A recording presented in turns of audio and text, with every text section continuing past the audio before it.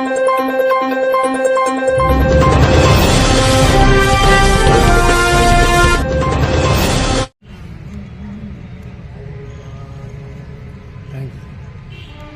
दिसंबर 1971 को भारत पाक युद्ध में पाकिस्तान के सैनिकों को घुटने टेककर आत्मसमर्पण पर मजबूर कर भारत की ऐतिहासिक विजय की गाथा लिखने वाले मां भारती के वीर सपूतों के शौर्य और बलिदान को जल, थल और वायु सेना के पूर्व सैनिकों द्वारा कोटि कोटि नमन किया गया। और इस युद्ध में वीरगति को प्राप्त हुए सैनिकों को बीजेपी पूर्व सैनिक प्रकोष्ठ के तत्वाधान में कैंटोनमेंट बोर्ड स्थित वार मेमोरियल में भावभीनी श्रद्धांजलि एवं श्रद्धा सुमन अर्पित किए गए। इस अवसर पर विशिष्ट अतिथि कर्नल साहनी ने देश के युवाओं का आह्वान किया और कहा कि हमें मातृभूमि की रक्षा करने वाले सैनिकों के बलिदान को याद रखना चाहिए और भारतवर्ष को एक शक्तिशाली राष्ट्र के रूप में आगे बढ़ाने के लिए निरंतर कार्य करते रहना चाहिए। कैंट विधायक अशोक रोहानी ने कहा कि राष्ट्र के प्रति समर्पित भाव से कार्य करना ही शहीदों को सच्ची श्रद्धांजलि अर्पित करना है। भारतीय जनता पार्टी की प्रदेश अध्यक्ष अश्विनी परांजपे एवं जिला अध्यक्ष रत्नेश सोनकर ने इस युद्ध में वीरगति को प्राप्त हुए सैनिकों को श्रद्धांजलि देते हुए कहा कि उनके बलिदान को हिंदुस्तान सदा याद रखेगा। कार्यक्रम में उपस्थित सभी अतिथियों द्वारा श्रद्धा सुमन अर्पित कर भावभीनी श्रद्धांजलि अर्पित की गई।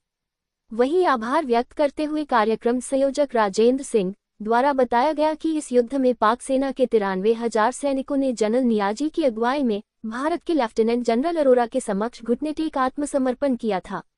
ये दिन सेना के शौर्य को नमन करने का है।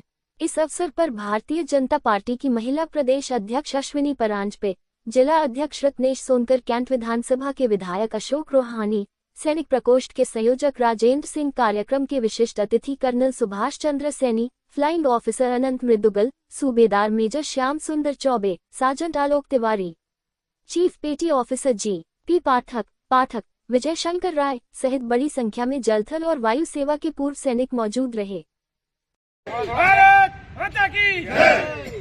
16 दिसंबर 1971 भारतवर्ष के इतिहास में वो ऐतिहासिक दिन था जिस दिन भारतीय सेना के समक्ष पाकिस्तान फौज के 93,000 सैनिकों ने जनरल नियाजी के साथ घुटने टेके और भारतीय सेना के मेजर जनरल जगजीत सिंह अरोरा जी के सामने घुटने टेके और आत्मसमर्पण किया।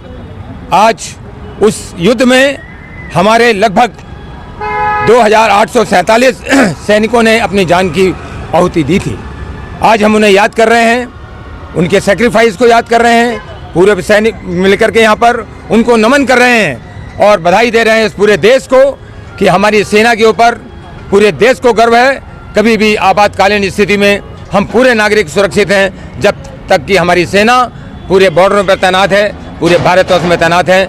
आज के दिन हम तमाम सैनिकों को यहाँ नमन करते हैं और जय हिंद करते हुए हम अपनी बात को समाप्त करते हैं। हमारे इतिहास का एक बहुत बड़ा दिन है जहाँ पर हमारे वीर सैनिकों ने दुनिया के नक्शे में एक नए देश को जन्म दिया और भूगोल बदल के रख दिया। ये हमारे लिए बहुत ही फ़ख्र की बात है। मैं उन शहीदों को शत शत नमन करता हूँ। जय हिंद। विजय दिवस हम सबके लिए वो गौरव का दिन है जब 1971 की लड़ाई में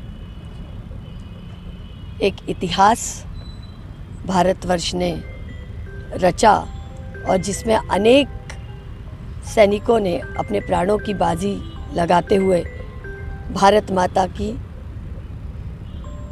के लिए अपने प्राणों को न्यौछावर कर दिया।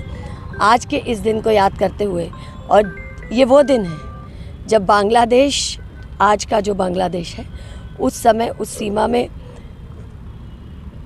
ईस्ट पाकिस्तान वो उस समय कहलाता था और उस ईस्ट पाकिस्तान में ये युद्ध उस बॉर्डर पे हुआ था और उस बॉर्डर पे पाकिस्तान की सेना को मुंह की खानी पड़ी थी और हमने विजय प्राप्त की थी।